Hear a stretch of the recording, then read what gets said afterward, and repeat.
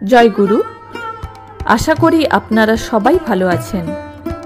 আজকের আলোচ্য বিষয়টি আমার কাছে গুরুত্বপূর্ণ মনে হলো, তাই আপনাদের কাছে শেয়ার করছি।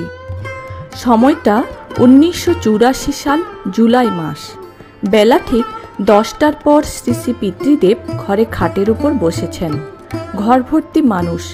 গৌহাটির কামিনীদা, ধীরেনদা, আশুদা, সঞ্জীবদা অনেকেই আছেন।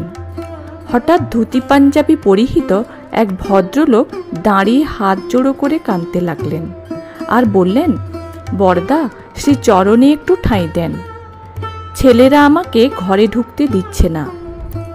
শ্রী শ্রী পিতৃদেব উক্ত ভদ্রলোকের কথা শুনে বললেন, আমি ঠাঁই দেবার কে? পরমপিতা সবাইকে ঠাঁই দেন।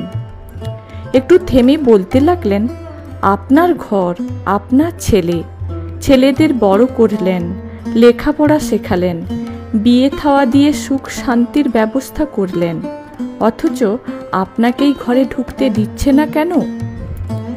দাদাটি চুপ করে আছে দেখে শ্রী শ্রী পিতৃদেব নিজেই বললেন, ছেলেপুলেদের ইষ্টকেন্দ্রিক করে তোলেন নাই। যদি করতেন তাহলে আজ এরকম হতো না। তাই ঠাকুরের এক বাণী আছে, আধা কথা সময় হতেই করে করিয়ে যা শেখাবি, সেইটি হবে মোক্ষম ছেলের, হিসাবে চল, নয় পস্তাবি। আমাদের সন্তান কেমন হবে তা কিন্তু নির্ভর করে আমাদের ওপর। আমরা যদি ছোটবেলা থেকে সন্তানদের ইষ্টপথে চালিত করতে পারি, তাহলে হয়তো পিতামাতার প্রতি তারা খারাপ আচরণ করতে পারবে না। এজন্য আমাদের জীবনে একটা সংযোগ থাকা চাই এবং সেটা হওয়া চাই ইষ্টের প্রতি। আমরা প্রায়ই শুনি, সন্তান পিতামাতাকে দেখছে না, বৃদ্ধাশ্রমে পাঠিয়ে দিচ্ছে। আপনি কি কখনো ভেবে দেখেছেন সন্তানদের এরূপ আচরণের কারণ কি? শ্রী শ্রী ঠাকুর অনুকূলচন্দ্র এসে কত বাস্তব শিক্ষা দিয়ে গেলেন। তিনি আলোচনা প্রসঙ্গের এক জায়গায় বললেন, মা বাপের উপর সব কিছু নির্ভর করে একটা সন্তান কেমন হবে। যখন শাসন করা দরকার তখন শাসন করে না, যখন নিজের অসুবিধা হয়, নিজে বিরক্ত হয়, তখন সহ্য করতে না পেরে রাগের বশে অযথা শাসন করে। আমরা ছেলেপেলের মঙ্গল চাই না। বাপ ছেলেকে শাসন করলে মা হয়তো তাকে গালাগালি দেয়, তারপর ছেলের সামনে হয়তো বাবা মাকে মারতে যায়, মা বাবাকে গালাগালি দেয়। এরকম আবহাওয়ায় ছেলেপেলে কি ভালো হতে পারে? ভবিষ্যৎ ঝরঝর হয়ে যায়। লেখাপড়া হোক না হোক, ছেলের অভ্যাস ব্যবহার ঝোঁকটা ঠিক তৈরি করে দিতে পারলেই হলো।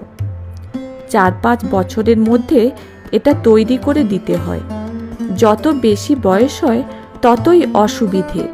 4-5 বছরের মধ্যে না হলে 8-10 বছর, তা না হলে 12-14 বছরের মধ্যে এটা ঠিক তৈরি করতে হয়।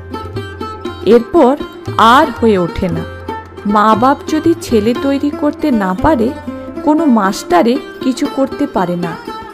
ঠাকুর আরও বললেন, গুরুজনকে দেওয়ানোর অভ্যাস ছোটবেলা থেকে করে দিতে হয়। মা শেখাবে বাপকে দিতে, বাপ শেখাবে মাকে দিতে। আলুটা, পটলটা, ফুলটা, ফলটা, পাতাটা, নুড়িটা, কুলটা কিংবা যাই হোক। আবার ছেলেপেলে কিছু দিতে আসলে বাহবা দিয়ে আগ্রহ ভরে সেটা নিতে হয়। মাকে যখন দিতে আসবে, মা উস্কে দেবে বাবাকে দেবার জন্য।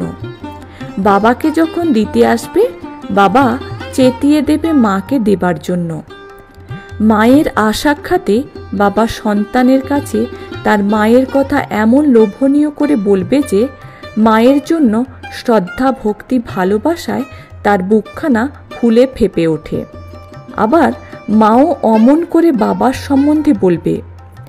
এমন করে ভালোবাসার প্লাবন যদি এনে দিতে পারো তাদের জীবনে, দেখবে কত সুখী হবে তারা, কত সুখী হবে তোমরা।